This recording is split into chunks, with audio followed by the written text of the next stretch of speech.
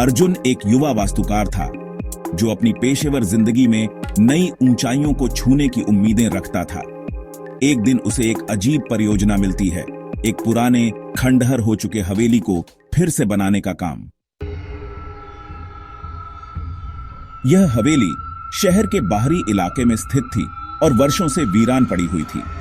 अर्जुन को इस प्रोजेक्ट का काम देने से पहले उसके बॉस ने उसे इस हवेली के बारे में पूरी जानकारी दी और कहा कि इस हवेली में कोई रहस्यमयी बात है।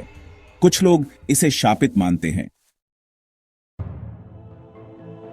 अर्जुन को यह सुनकर अजीब सा लगा, लेकिन एक वास्तुकार के तौर पर उसे इसका काम मिला था, तो उसने इसे एक चुनौती के रूप में लिया। वह सोचता रहा कि कोई भी पुरानी इमारत जिसे समय ने खत्म कर दिया हो, उसमें कुछ खास हो सकता है, कुछ प्रेरणा हो सकती है। वह हवेली जो अब खंडहर में बदल चुकी थी, अर्जुन के लिए एक अजनबी सी जगह थी। उसका आर्किटेक्ट्स की टीम के साथ हवेली के भीतर घुसते ही एक अजीब सी खामोशी उसे घेर लेती है। हवेली के भीतर हर कदम पर एक गहरी सर्दी महसूस हो रही थी, जैसे उस इमारत में कुछ ऐसा छिपा हुआ था जिसे कोई नहीं देख सकता। जैसे ही अर्जुन ने अपनी टीम के साथ पहला कदम रखा, उसे एक अजीब सी घबराहट महसूस हुई। हवेली का हर कोना, हर दीवार एक दबी हुई कहानी कह रहा था। अर्जुन ने टीम के साथ हवेली के हर कमरे का निरीक्षण किया। हवेली में पुराने फर्नीचर, टूटी खिड़कियां और धूल से भरे कमरे थे, लेकिन एक कमरे ने अर्जुन का ध्यान खींच लिया। वह कमरा बहुत ही अजीब था। कमरे के बीचों बीच एक बड़े गोलाकार आईने के सामने कुछ अजीब सी वस्तुएं रखी हुई थीं। एक पुराना दरवाजा जो शायद कभी खुला नहीं था, और कमरे की दीवारों पर कुछ ताजे निशान थे, जैसे किसी ने उन्हें हाथों से खींचा हो। यह कमरा कुछ खास लगता है। यहां कुछ तो है जो हमें अभी समझ में नहीं आ रहा।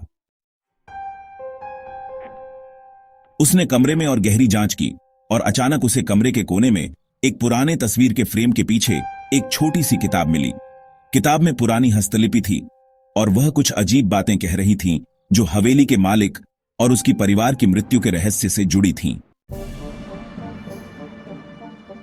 जैसे जैसे अर्जुन ने किताब को पढ़ा, उसे यह एहसास हुआ कि यह हवेली कभी एक अत्यधिक संपन्न परिवार की थी, लेकिन परिवार के सदस्य रहस्यमय तरीके से गायब हो गए थे। कुछ लोग कहते थे कि हवेली में एक खौफनाक साया था जो अब तक घर में बसा हुआ था। अर्जुन को यह सुनकर थोड़ा और डर लगा, लेकिन उसकी पेशेवर नजर ने उसे यह सोचने पर मजबूर किया कि इस हवेली का इतिहास ही इस जगह की वास्तुकला को और भी दिलचस्प बना सकता है। वह किताब के पन्नों को पलटते हुए एक पंक्ति पर रुक गया जो बहुत ही अजीब थी। जो इस हवेली में फंसेगा वह कभी बाहर नहीं निकल पाएगा।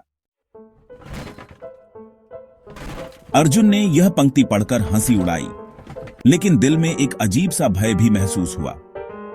उसे अब यह महसूस हो रहा था कि हवेली की दीवारों में कुछ और था, कुछ ऐसा जो उसे जल्द ही समझ में आने वाला था। अर्जुन ने अपने साथियों से कहा कि वे इस कमरे को छोड़ दें और बाकी कमरे की जांच करें, लेकिन जैसे ही वह कमरे से बाहर जाने की कोशिश करता है, अचानक कमरे का दरवाजा बंद हो जाता है। अर्जुन बुरी तरह से घबराया हुआ था। उसने दरवाजे को जोर से धक्का दिया, लेकिन वह नहीं खुला। अब वह कमरे के अंदर फंस चुका था। कमरे की हवा और भी घनी होती जा रही थी। एक अजीब सी आवाज कमरे में गूंजने लगी, कभी दीवारों से तो कभी आईने से। अर्जुन को समझ में आ गया कि वह सिर्फ एक इमारत नहीं, बल्कि किसी और की कहानी का हिस्सा बन चुका था। वह आवाजें धीरे धीरे तेज होती गईं, और अर्जुन को यह महसूस हुआ कि वह किसी अदृश्य ताकत के सामने खड़ा था। जैसे जैसे वह कमरे में और भी घबराया, कमरे का वातावरण और भी अजीब होता गया। अर्जुन ने कमरे में एक बार फिर से उस आईने की ओर देखा, और उसे वह साया दिखा, एक धुंधली छाया जो उसकी ओर बढ़ रही थी। अर्जुन की नजरें अब चौंकी हुई थीं। वह समझ नहीं पा रहा था कि यह क्या था। क्या यह सचमुच उस हवेली के मालिक का आत्मा था, या फिर यह उसकी कल्पना थी? कुछ समय बाद अर्जुन ने फैसला किया कि वह किसी भी हालत में इस कमरे से बाहर निकलेगा। उसने पुराने किताबों और दस्तावेजों को इधर उधर फेंकते हुए एक रास्ता ढूंढने की कोशिश की। अचानक उसे कमरे के एक कोने में एक और दरवाजा दिखाई दिया। यह दरवाजा उसे कहीं और नहीं बल्कि उसी पुराने कक्ष में ले गया जहां हवेली के मालिक के परिवार की आत्माएं बसी हुई थीं।